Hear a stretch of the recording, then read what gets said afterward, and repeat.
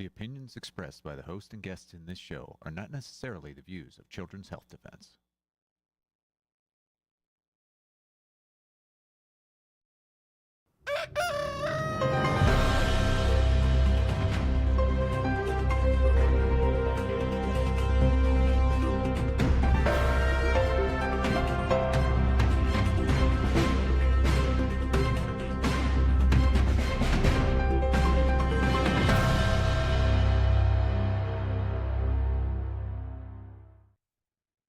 Good morning, America.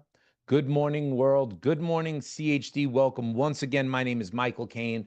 I am the founder of Teachers for Choice. Today, unvaccinated firefighter court victory overturned on appeal right here in New York City. I have attorney Christina Martinez and firefighter Brian Smith, who declined the COVID shot, submitted a religious exemption, won in court in New York City, and it was just overturned, creating, in my opinion, really bad law. I really think the judges, to say they erred, I think is nice. And we're going to get into exactly why that is and why this is so important. We have both Christina and Brian with us, so we're going to be getting into that soon. But first, as always, a little bit of news. If you are in New York City, NYC, go vote. Today is the primary. Whether you're a registered Democrat or Republican, you can go out and vote today if you haven't already voted early. This election is getting national attention. The big piece of the Democratic Party is Zoran Mamdani versus Andrew Cuomo, the two front runners, Zoran being an outspoken socialist, Andrew Cuomo representing common sense, or quote unquote common sense. Neither of these people are friends to medical freedom, but this is attracting national attention, especially with what we're seeing internationally. So we will be talking about this. Obviously, CHD doesn't endorse or oppose any candidates, but we do recognize how important all these things are to medical freedom. New York City, go vote. My dear friend, John Gilmore, the founder of Autism Action Network, helped to pass a bill in the Assembly. Here it is. We got a bill, A7363, passed in the New York Assembly on Friday, that will allow disabled people to use the communication method of their choice, not what bureaucracies will allow. And what this allows is for the nearly miraculous spellers system to have some support.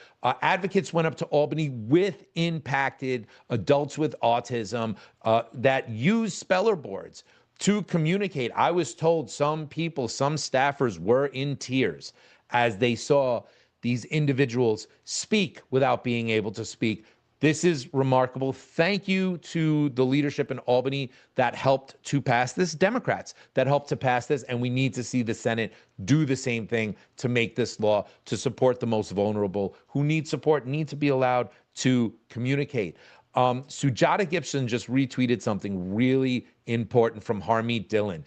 This is so important. Civil Rights Department of Justice filed an amicus brief in support of a coach who was denied religious accommodation from the COVID-19 vaccine. Game changer.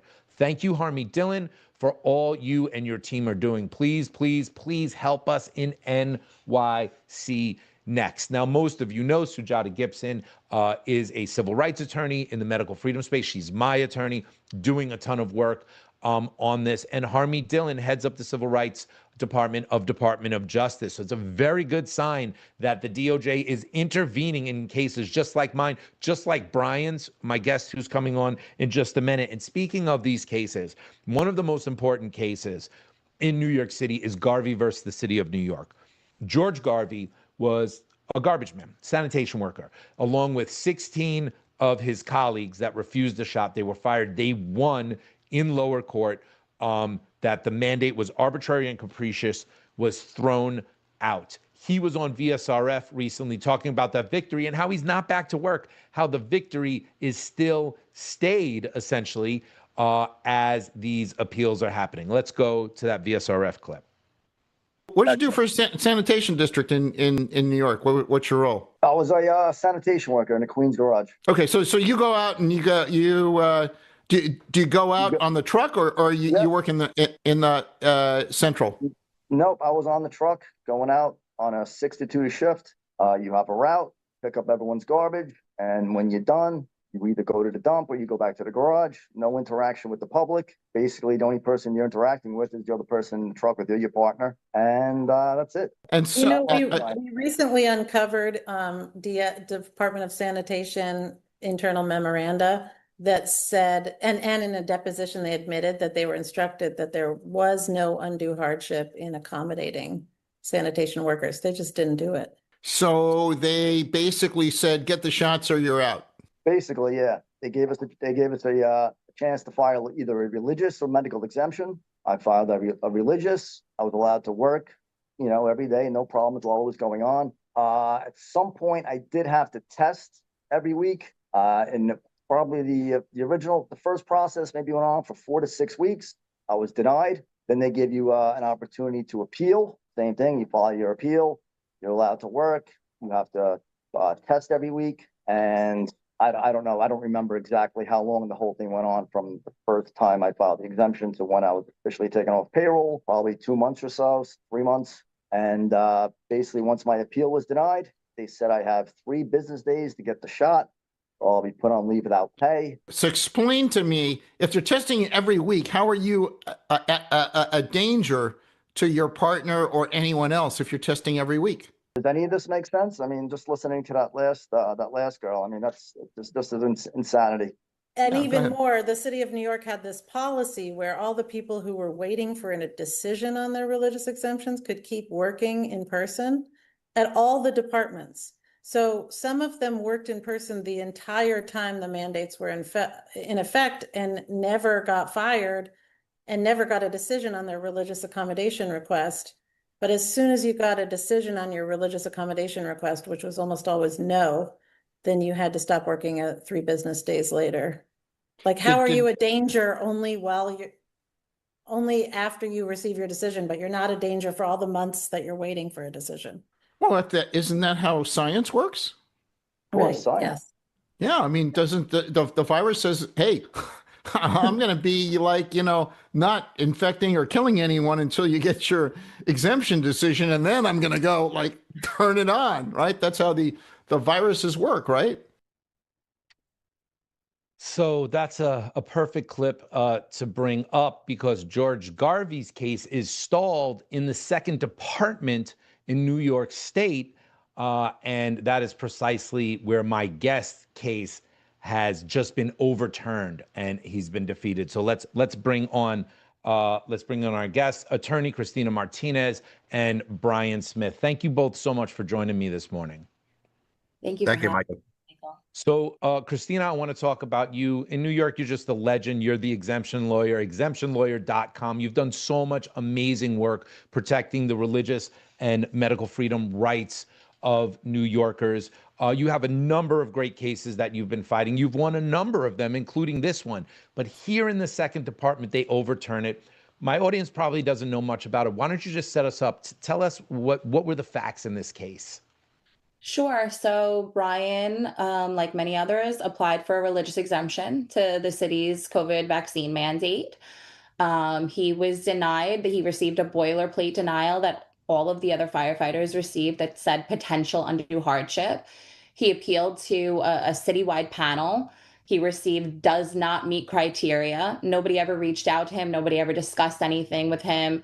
Other firefighters were approved and allowed to continue weekly testing, like Sujata discussed. That was the accommodation that was provided, and that 1,176 other firefighters were allowed to continue weekly testing while their accommodation requests were playing out. So we filed a suit in Kings County in Supreme Court in New York State. And the trial court judge agreed with us that the process that the city followed was in violation of the New York City human rights law. Judge Rivera, amazing judge, very well respected. He basically applied the statute as it is written, right? The statute is very specific under the New York City human rights law. It says that the city has to discuss the employee's accommodation needs, any potential accommodations, any alternatives to what the employee requested, which Brian requested weekly testing, and how it would create a hardship if it would. They never did anything, right? They didn't communicate at all. So we won, right? Me and Brian in court, celebrating, praying, crying, so emotional, amazing feeling. The city continues to fight, waste taxpayer resources. Instead of reinstating him right there, they continue to let the back pay accrue, put the money they could have paid him, his back pay, and put him back to work protecting the city.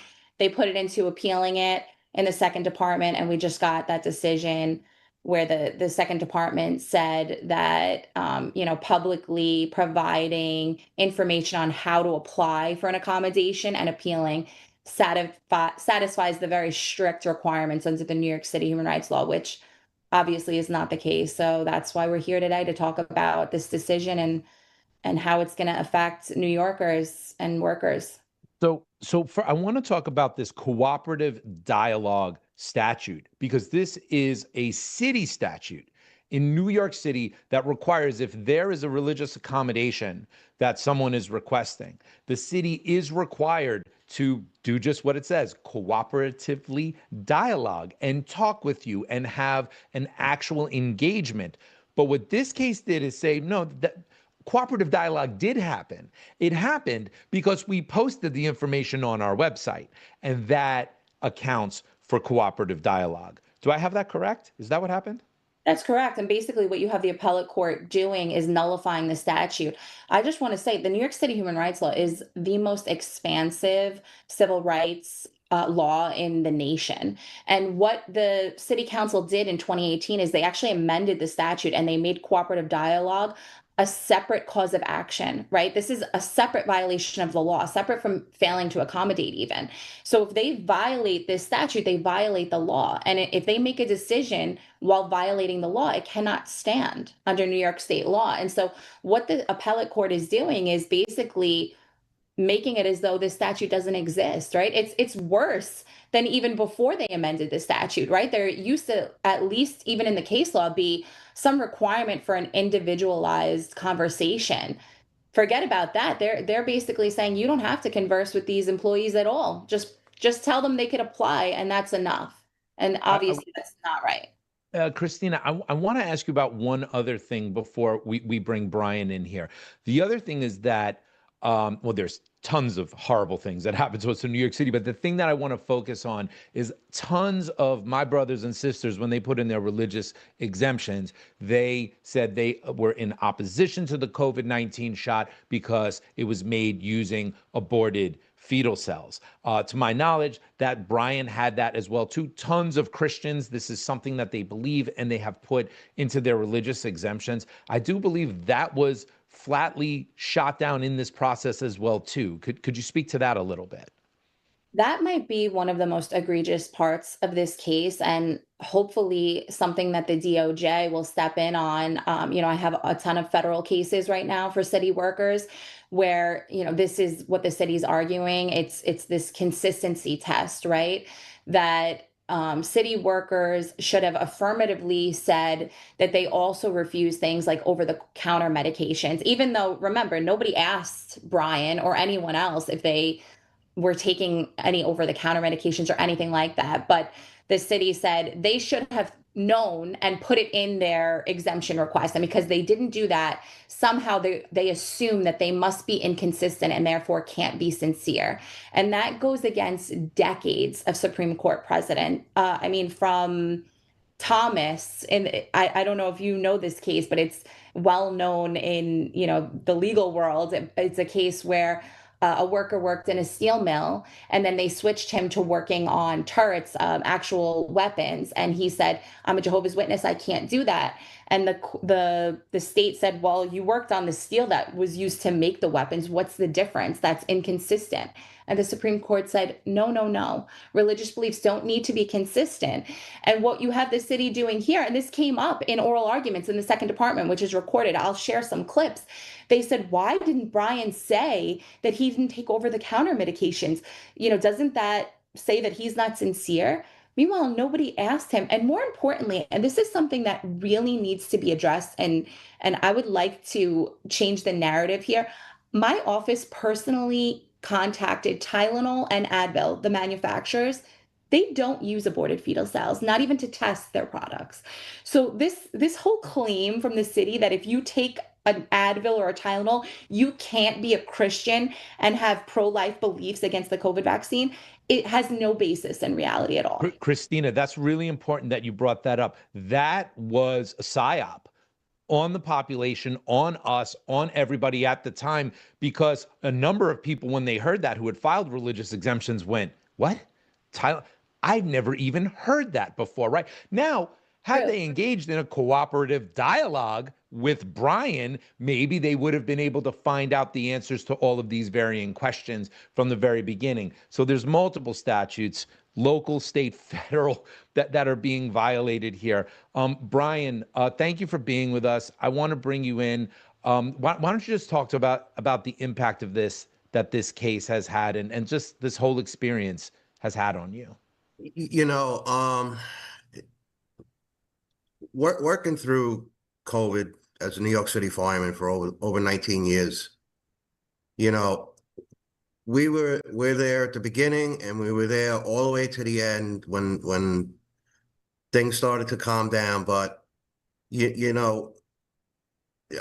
let's go back to 2019 even. That's when everybody started to hear about COVID. The late end of 19 into 2020. And we're working through all this, for well over a year plus, year and a half, if and more. And the uncertainty and everything else, but we're coming into work. The city's asking us to come into work every time to do our job and go home. And that's what we did. We came in, we did our job, through what was characterized as a pandemic nationally and worldwide. We're not the only ones who were dealing with this in emergency services, but, to just be working through all this, with no mandate, no vaccine requests at all, and just to do our job, now all of a sudden, in 2021, it's, we're putting a mandate on all employees. Like, well, what did we just do for the last year and a half? We went through the entire pandemic and risked our lives just to protect the citizens of New York City, and, then it's, to just be like, okay, well, now I got to come home. Now I got to go back in again. And it's the same routine, but you're doing what you signed up for, which is one thing, but to be criticized or characterized, for what we do, or what your religious beliefs are, or however your stance is, you're getting labeled in society. Yeah. And that's probably one of the hardest parts of all this, is especially when I put in for my religious exemption, a year and a half working through all this. Now, all of a sudden I have to divulge my religious beliefs to continue to work. Yeah. And so I did so with 2 separate timelines that they gave us. And I submitted my religious exemption. And like, my lawyer, Christina Martinez, has said, it was a boilerplate explanation of, undue hardship to the department. Right. With no explanation. I had to appeal my religious exemption, which I did. And then from there on out, it was the same boilerplate explanation with no open dialogue with me, not asking me any pertinent information about my religious beliefs, and why I solely believe, through my faith that I don't want this vaccine. Yeah, Brian, I so identify with everything you're saying. I went through the same thing. I remember at one point in an appeal process with my attorney, Sujata Gibson, next to me, New York City, and an arbitrator there. And the attorney for New York City said to me, of course, Mr. Kane should get this shot. The Dalai Lama recommends everyone gets the shot, and so does the Pope. So Mr. Kane should get it. And that's because I grew up in a home of Buddhism and Catholicism. But neither of those men play a role in my relationship with God and with my connection to what my religious beliefs are. But nevertheless, they were willing to dialogue when they wanted to attack me, and I had a lawyer there. Then they were all ready to do that. But no, I got those same boilerplates. I got those exact same things. Christina, could you talk to us a little bit about what does this mean now? We have the Garvey case. So many people in New York City and New York are optimistic about the Garvey case because it could strike down the entire mandate as arbitrary and capricious. But this just happened in the same court. The Garvey case is waiting for a decision in. So what do you think the implications are for all workers and all lawsuits? And what else do you think we need to know or might be needing to do now? Yeah. So we're watching the dismantling of the New York City human rights law and civil rights in real time in the appellate courts in New York. These courts are ignoring the New York City human rights law. They're ignoring the amendments that were passed, the laws that are supposed to protect workers like Brian and you. And what's even more disturbing is the city's justification, right? In court, they openly argue unconstitutional bases for denying all of these people, right? In court, they said Brian's Christian beliefs didn't qualify as religious. Wow. That is unconstitutional on its face. The government has no business deciding whose religious beliefs are valid and whose aren't. And for the courts to accept that argument as a rational basis for a denial, it's not only wrong, it's dangerous. Yes. A firefighter like Brian can give 19 years of his life to the city, win in court, and still lose everything. It sends a message to every worker in New York City, right? Your rights only matter if the government feels like respecting them. And that's a crisis. And unless we start demanding accountability, judicially and politically, it's only going to get worse. And so we need to vote. We need to reach out to our elected officials, and we need to make sure that they are representing the will of the people. And if we stay silent, if we think that when we see all these trial court wins, that everybody's back to work and everything's normal, and we don't continue to fight and speak out, then people like Brian, who were so close to being redeemed and getting justice, now he's out of everything. Something that is really important that Brian, I was hoping that you would touch on and maybe you could share. Sure. This is what really hit me on a deeply personal level about Brian's case was he was 155 days from the 20 years he needed to reach his full retirement pension. That seemed so convincing to me, right? Who's going to risk losing everything so close to that finish line unless you are extremely committed to your religious beliefs, right? And that conviction, standing firm in his faith like that, that's what inspired me because I felt the same calling, right? I felt like this was a fight that God wanted me to take up, and Brian felt the same, right? And so what stood out to me wasn't just the injustice, but Brian's faith and, how much he risked. So Brian, if you could just share what it was like being so close to your 20 years and now getting this appellate court decision and knowing that you're never going to make it, that your livelihood was taken away, that your pension is destroyed, your medical benefits, everything you've lost. Just to backtrack a little bit, when Christina and I had our trial law, in the trial court, Christina and I met outside. we talked about, my case that was being presented in front of Judge Rivera. And we just stood there and her and I just, we prayed, we held hands, and, that day we were wearing the armor of God himself. We had his shield, we had his chest plate, we had everything with us that day, and we walked through the court doors and here we are presenting my life in front of a judge about my religious beliefs and how the court system would see that, it's being violated. And so fast forward, we won my case, right? That conviction alone for standing on my beliefs and for everyone else that stands on the same hill that we are standing on speaks volumes to show that, your convictions, your religious beliefs have actual merit, in this world that we live in. And no one could take that away from you. So, the city appealed my religious beliefs because they said it doesn't count. That's absurd. So now going into the second appeal, going into this appeal, watching the appeal that day, watching Christina stand and fight with that same armor of God that day in front of the 4 judges in the appellate court,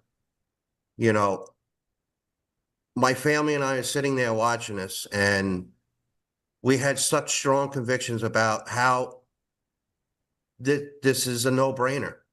Like, if you can't sit here and look at the facts given to you and everything through case law and how detrimental this is, not only to myself, but to everybody who stands in the way of being overturned,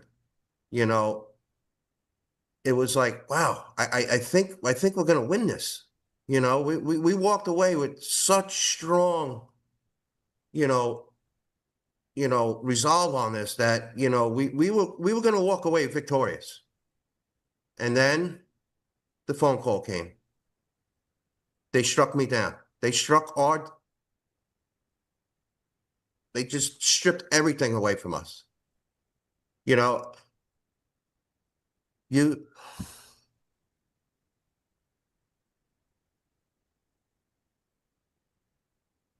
When you're forced by the city's hand to having them to take your job away, to strip you of everything that you've given for all these years, for almost 2 decades, and to be forced out, to make me forcibly vest out of my job, to separate me from service, to salvage anything I may have. I would, if I didn't do that, I would have lost everything that I had, that I've worked for all these years. And the only way to salvage anything that I can walk away with was by still standing on my convictions and my beliefs.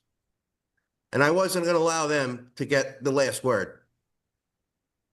And I had to leave New York. I couldn't afford to live anymore. I had to get my family out. And people don't understand that a lot of this is still going on. And the damage alone done psychologically, emotional. I mean, the list goes on and on and on, and going back to my appeal, I mean, like,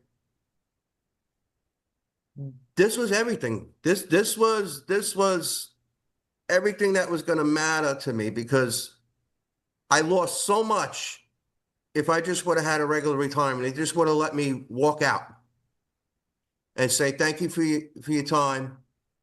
Go on to your golden years and enjoy life. But no, they stripped everything away. They damaged my entire pension. I barely have whatever I have, and I'm lucky I have what I have, but it's not what it ever should have been. Being on leave without pay for over 10 months, How does a middle-class fireman survive on that with a family? You know, telling us that we can't work That's while right. on leave without pay. They told us we couldn't work if we wanted to keep medical benefits. They Right. held And medical benefits over our heads. yeah, Yeah. and then, oh, well, guess what? Now that we forcefully made you vest out, we're gonna strip all that away from you, and you're not gonna get it until you hit your full retirement date. So trying to live on top of no salary, and then when I had to be forcefully vested out of the department in September of 22, I wasn't be able to collect my pension until late November of 23. We've drained our accounts, we've drained everything just to survive. And they used the leave without pay against me on my pension. I worked so hard to salvage. And now this says the financial aspect of it all, the time and persistence that we put into all this is now destroyed. Our lives are destroyed to the point where I might have to sit here and think about selling my house. My kid's aspirations he's an aspiring athlete. He's in the recruiting process. The kid's got it. He's got it. I can't even give him that because they took everything away from me. They stripped everything I had. My entire family has suffered so much through all this. They don't realize what they've done. And like I say, I know I'm not the only one. Yeah. I'm just one voice of many.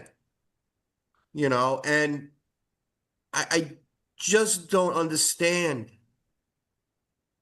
how anyone can allow this to continue. It doesn't make sense.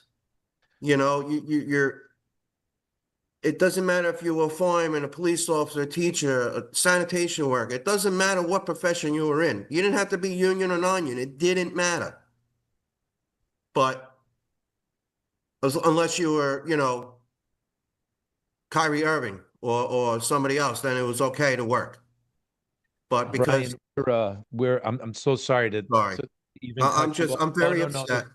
It was thank you so much for sharing that. Honestly, people need to hear that. People need to know we're not back to work in New York City. It didn't happen.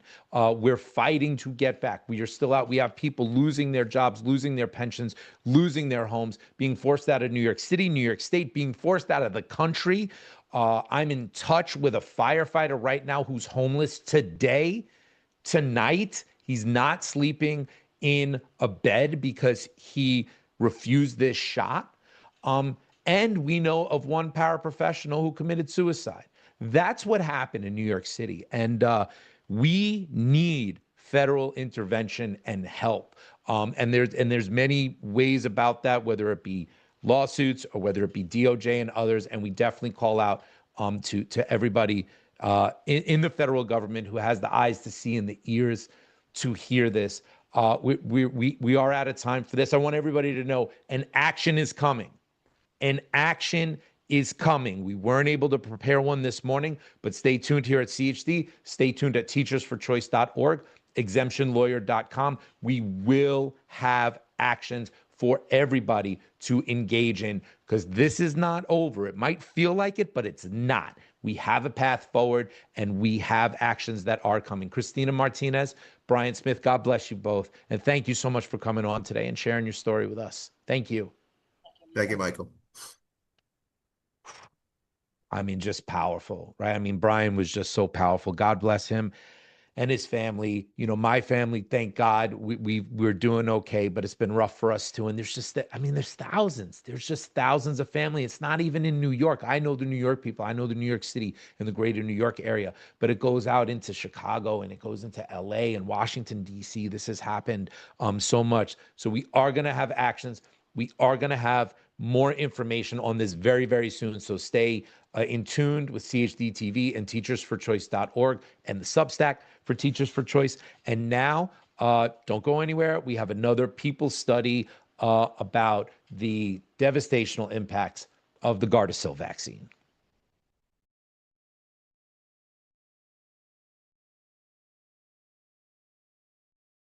My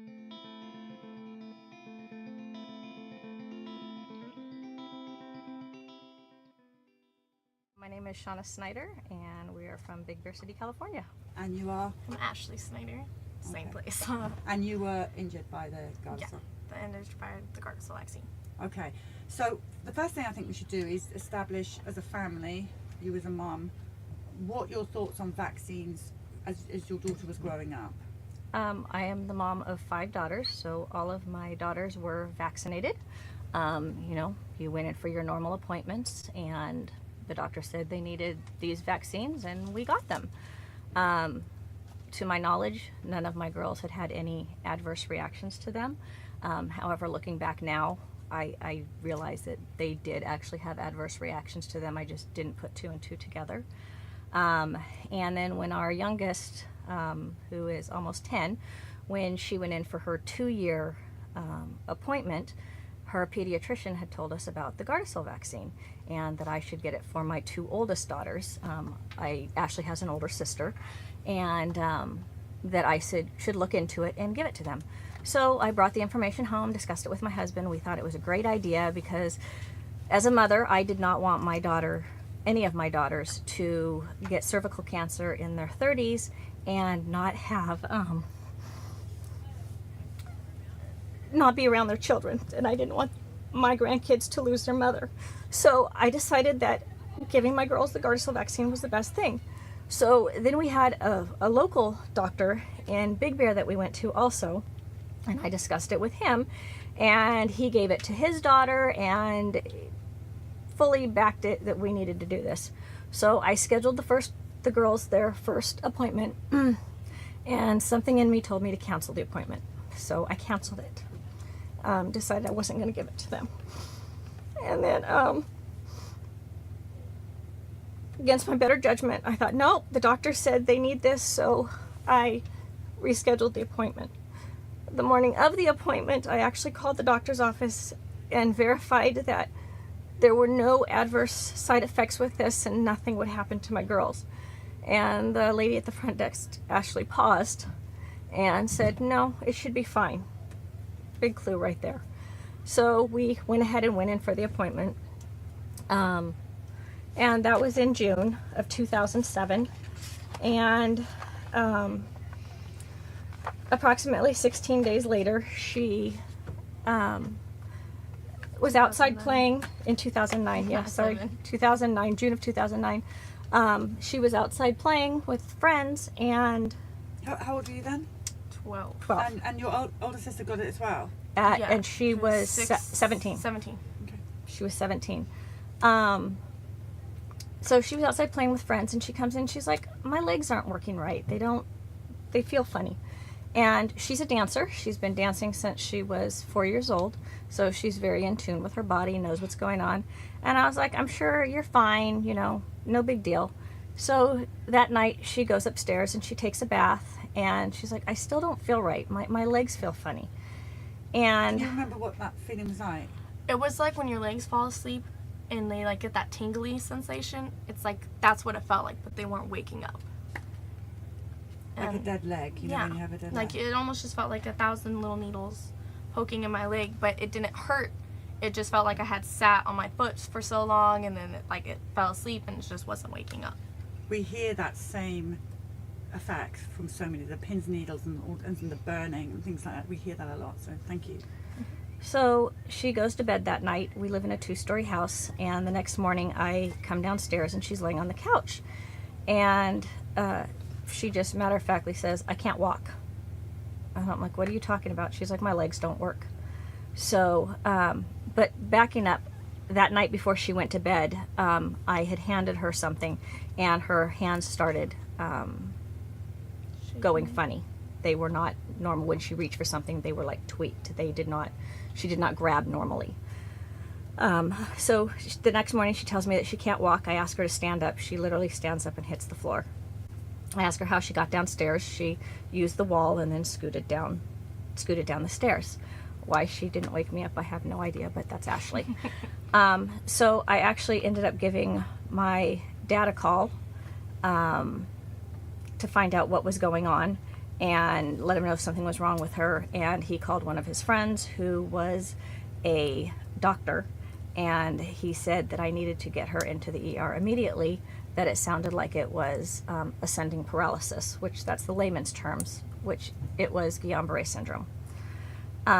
We had actually taken her to our local ER the night before because I didn't know what was wrong with her, and she actually had epilepsy. So we thought maybe this was some form of a seizure that she was having, that her legs weren't working. And this is all after just one Gardasil. One, 16 days later. So our local hospital tells us that no, it's not seizures, that she needs to, it's just growing pains. That's all it was. It was growing pains. Sent us home with crutches. In the parking lot at the ER, she falls and hits the ground. Nurses come out and help me. And they're like, don't you want to go back in? And I'm like, no. I said, I have 5 kids. This is not growing pains. I'm not going back in there. So we actually ended up calling her neurologist. They again said that it wasn't, it did not sound like seizures, but to come in the next morning. Have you, at any point, have you said she's had this vaccination? No, I have not put it together. I have not put it together at all. So this is all happening during one day. All of this is going on in one day. So I get a hold of my dad. My dad says that no, we need to get her in immediately. And it's about an hour and 20-minute drive to Loma Linda, which is a big hospital. So I get her down there, and when I get down there, that's when my dad notifies me that what it sounds like she has, if it progresses, can actually shut down her respiratory system. So the doctor who had talked to my dad actually wanted her to go down by ambulance or by helicopter, but they didn't tell me that. So we get her down there, and she's checked in immediately. Loma Linda is a very, very busy hospital. You wait to be seen, but she's literally in within 1 hour. And they bring a doctor in, and I asked the doctor, I said, I don't mean to step on toes or anything, but I need to ask, is this ascending paralysis? And he says, yes, it's Guillain-Barré syndrome. So, It actually says that. yes. So they end up doing a spinal on her. They tell us we're going to be in the hospital for a few days. So I call her dad. Her dad was working out of town, and said, I think you need to come back. Because she's going to be in the hospital for a few days. Coincidentally, our oldest daughter had just graduated high school. She was actually in Denmark on her senior trip, visiting family, so she was not there to help take care of her 3 younger sisters, who at the time were 2, 4, and like 6 or 7. And so he comes home, and we had to wait for her to get a room, and they actually started marking her. You can see the marks on her legs. They actually took a marker, and they marked her legs where the paralysis was going up. So as the day went on and the paralysis went up, they marked where she was losing feeling. Best case scenario, it hits their waist and then it reverses itself and goes back down. In her case, it did not hit her waist and go back down. It continued. So we're in what they call a step-down unit, which has a lot of monitoring, and she was being monitored. And those are her 3 little sisters when they came to see her. But I had no idea at this point how severe things were. And they bring me in paperwork as they're getting her set up. They bring me in paperwork and that talks about Guillain-Barré. And the first line of it says that you can get Guillain-Barré from a vaccine, being sick, or uncooked chicken. I immediately knew what it was. And I told the nurse, I go, she just had a vaccine 16 days ago. And she's like, which one was it? And I said, it was Gardasil. So now at least they knew how she got it, because she hadn't been sick. She had not had uncooked chicken. So we're here. They, at this point, she's starting to not be able to swallow, so they have to do an NG tube.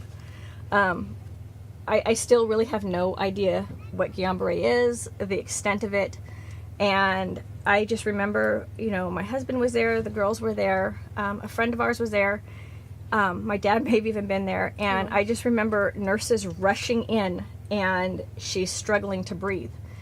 And as a mother, I felt so horrible because I'm standing right next to her, and I had no idea that my daughter couldn't breathe.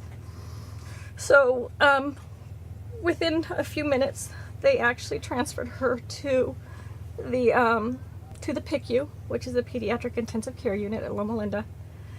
And within a few minutes of being there, she stopped breathing, and they had to bag her and get her to come back, and they did.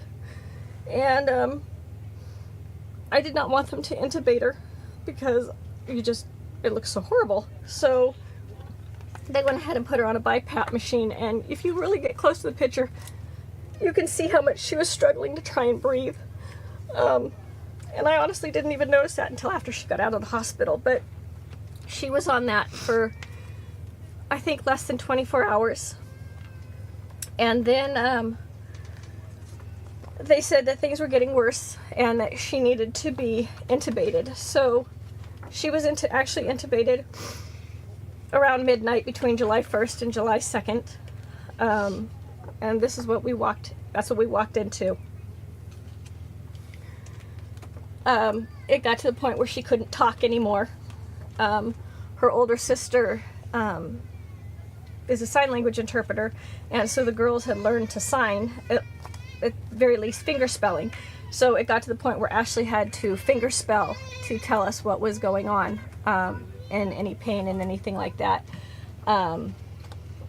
So that's what we walked into, was her being intubated.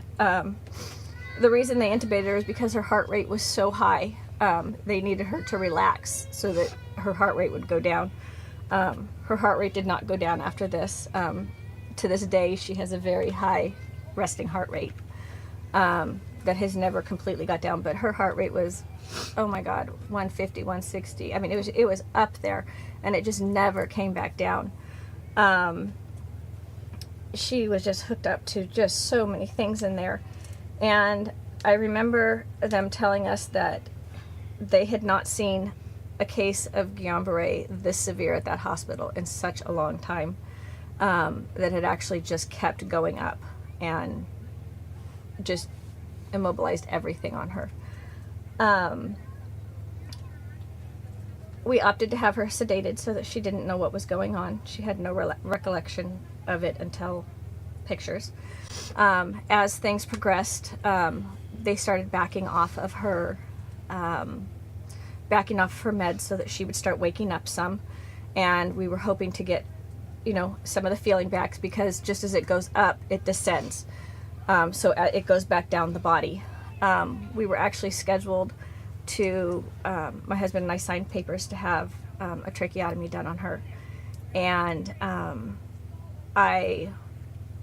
my husband and I are Christians, we believe. I walked in the room that morning that she was supposed to have surgery, and it was like God hit me with a broom or something on the back of the head, and it was, don't do the surgery. And so I'm telling my husband, and he's like, no, I think we need to do this. And I'm like, no, I'm telling you, we don't need to do the surgery. I said, they haven't backed off on her breathing yet. The machine is doing everything for her. We need to, they need to start backing off. We need to trust this. And within 24 hours, she started breathing some on her own. And as the weeks went on, they were able to extubate her. She was in Loma Linda, intubated for about 3 weeks, and then we stayed an additional week, waiting to be transferred to a rehab hospital. But the whole time we were there, I kept asking the doctors, I'm like, is she going to be okay? Is she going to survive this? Is she going to live? And they're like, we're doing everything we can, but we don't know. And after you spoke to the nurse about the Gardasil vaccine, what happened with that? Did the doctors acknowledge it was the Gardasil vaccine? Not really. The nurses did. All of the nurses knew what it was, but the doctors did not. The doctors did not. It is in her medical records, very briefly, but that part was never discussed with us. That was always pushed to the side. The nurses are the ones who came in. Now, we do know that it was discussed in rounds and when the doctors were sitting at the table, because the nurses would tell us that it was being discussed, that it was Gardasil. But to us, no, they didn't. Okay. So we couldn't touch her. If we touched her, as the sensation came back, she said it was like someone was ripping the skin off her body. Very, very painful. You could, in the morning, you could probably touch her on her arm. And then if you came back in the afternoon from doing something, you would try and touch her arm again, and you couldn't touch her arm. You would have to touch her leg. So the sensation was just excruciating. We did plasmapheresis and IVIG. Both of those things are to try and reverse. Was this the mainstream doctors are recommending this? Yes, yes. So we, she had all these things trying to slow down and stop the Guillain-Barré, and it really didn't work. They did a nerve test on her to find out how bad the damage was, and I actually was not there that day. My husband and I never left her side. One of us were with her 24/7. So I was not with her when they did this test, but they told my husband that she's not going to be able to feel it, and she could actually feel it, and it was a very excruciating, painful test that they did on her. I remember parts of it because I remember my dad being there and wanting my dad to stop. It ends up that the damage done to her nerves was very extensive. So it didn't just destroy the myelin sheath. Hers actually went further and started destroying the axon. So she has, nerve damage still. Then they had to start physical therapy in the hospital before we started moving. So this was her when they first tried to move her, and you can see how painful it was for her. My dad was actually with her on that one because my husband and I were at the rehab hospital interviewing them and checking it out, and he said her screams were unbelievable that day, trying to get her to move because she couldn't move. And with her being a dancer, we kept her body moving the whole time. I mean, we were constantly doing our therapy with her. And with her being a dancer, we literally, when she was on the bed, she was in a full splits. I mean, legs completely out. And as the Guillain-Barré just progressed, we couldn't move her legs at all. And then these are her as she's getting ready to go to the rehab hospital. That's actually my dad.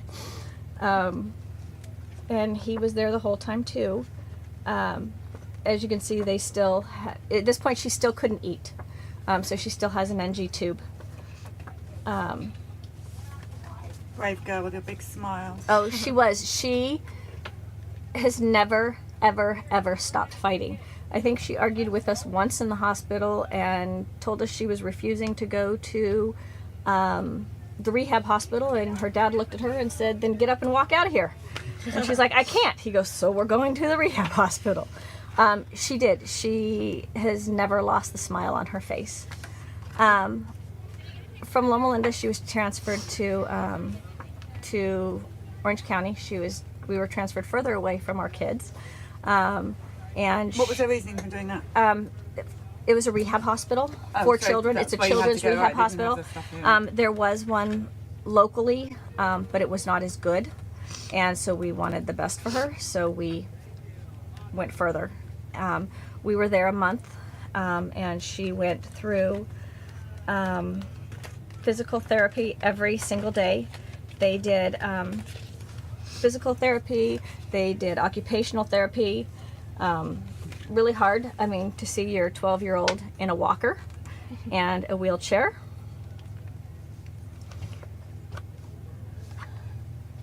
But they got her walking again, and that was on the bicycle. That was probably her most fun day, that she got to ride a bicycle.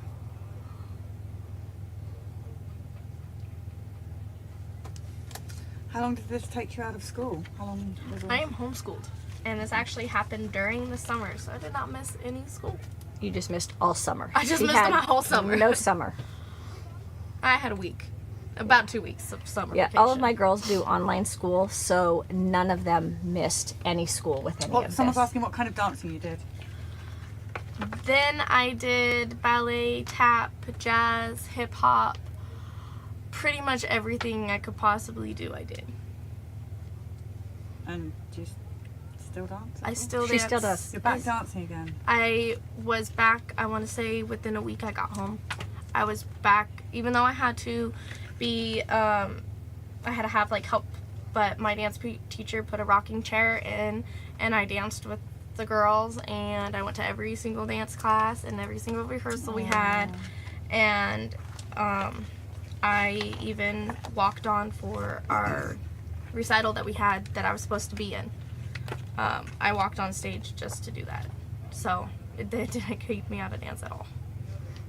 So, and this is just a cute picture, but this was her little 2-year-old sister helping pushing her through the hallways. It's amazing that you recovered from this. Yeah, and our biggest, what was hard is when I was in the hospital, actually another mom got a hold of me, and she had actually lost her daughter to Gardasil. That's when I started realizing that this was a something story big. that we've covered, or is it another one? Probably it's Christina. And that's when I started realizing, and you know, we reported with VAERS and the doctor's office and everything else that happened. So you got it reported? Yeah. So we, at this point, I didn't realize that other girls had actually had side effects from Gardasil, and I was so thankful that my daughter Lindsay, that was in Denmark, actually did not have any side effects And like she obviously did. did not have any. Do you have you stopped vaccinating? after Yes. this? Yes, all of our girls were immediately stopped being vaccinated. Tiffany, the littlest one, her last set was her 2-year shots. The other 2 girls have hit junior high, no vaccines. We sign all the forms. With them being homeschooled and doing online school, we're very fortunate because in California now, kids have to be vaccinated to go to school. Which is criminal. Yeah, it's horrible. Are they more pictures of recovery? They are. This was, our biggest thing was that she would walk out of the hospital, and she did on a walker. Barely made it to the car, but she did it. Good girl. This must have been awful for your daddy as well. It was. See his little girl. It was horrible, and thank God he was there the entire time with us. He was able to take off 2 months of work so that we could just be with her around the clock. Ashley was talking about, you know, she went right back into dance immediately. How could you do that when your legs didn't really sort of work? I didn't care. You didn't care, you just made yourself do it. It was gonna do it one way or the other. Yeah, she it did not give up. She did not give up. But this is what she was talking about. She walked on stage. She did not get to perform, but she walked on stage.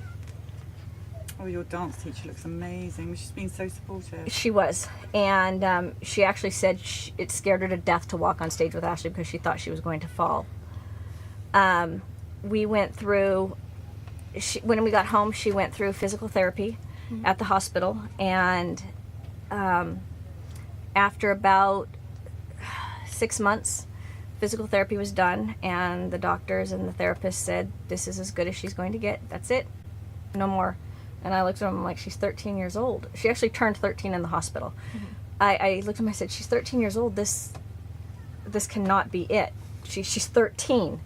And so I started making phone calls, and they suggested we put her in Pilates with an instructor with a dance background. And that was what we did. And she continues to do her Pilates sometimes. She does stuff at home, but the biggest thing is she never stopped dancing. She kept dancing. She'll never dance professionally, which was her dream. Her body can't handle it, but she has made other dreams and goals now. But this picture here was taken about a year and a half afterwards. Wow, look at you. Oh, no, not that one. That one was probably taken about 4 years afterwards. Yeah, because I was in high school already Yeah. at that time. Yeah, she was just out of high school on that one. So we've made What an amazing dancer you are. huge strides. But yeah, she's changed her goals, but it's still all around dance. But you can tell. Yeah, basically I went from, oh my gosh, the age of 4 telling my parents that I wanted to dance professionally, to I decided that that wasn't an option, and I realized that I think before my mom did. I actually had to tell her, like, I don't think professional, it's gonna work for me anymore. Just because I would go to rehearsal and get off stage crying and then go back on a dance and then come back off crying because I just hurt so much. I have changed my goals to open up a dance studio that is for kids that are disabled, whether it is they are young little kids or they're school age kids, teenagers, or adults that have been told they can't dance or that they can't do anything and they're in wheelchairs or walkers, or they have a mental disability or mental and physical disability, because that, I'm not gonna lie, before I was in a wheelchair I didn't really care about people in wheelchairs or handicapped people. I just turned my shoulder. But then being in one, you realize, like, you get a lot of looks, and you get looks and people judge and don't think you can do anything. And so I decided that I wanted to help those people, and I teach a special needs class, and I'm going to school to get my certification to teach dance, so that I can become a dance teacher and continue dancing and Wow, teaching. you are an inspiration. We're really proud of you. Thank you for that. But traditional medicine doesn't work with her anymore. We gave up on it. She sees a doctor out of Woodland Hills. She's on supplements, special diet now. Chiropractic? She does chiropractic also, out of Long Beach. And supplements at one point, I think she does live on her own now. We weren't sure that was going to happen, but she does. At one point, her cabinet and her refrigerator had more supplements in it than food. Yeah. But she's gotten through all that. She does have Lyme disease also. That was one thing that they're noticing with a lot of these Gardasil kids, that they have Lyme disease now. So something triggered it, and we didn't believe it. And a lot of moms contacted me and said, you need to have this test done. And lo and behold, she had it. Even the doctor was shocked. So I think she just went and had the test done again. Yeah. To see where we're at with that. None of this is covered by our insurance. It only covers traditional medicine. So the chiropractor, I think she had 12 visits. That was done in 4 months. Yeah. All the supplements, any of that stuff, the Lyme test, anything we do is all out of pocket for my husband and I. So what an awful experience that you've been through. We're all of us so sorry that you've been through that, but you're an amazing young woman and you're going to do amazing things. And thank you on behalf of all of our children that have been injured for opening your dance school. You must keep us informed so we can have you periscope in from your dance school. Yes.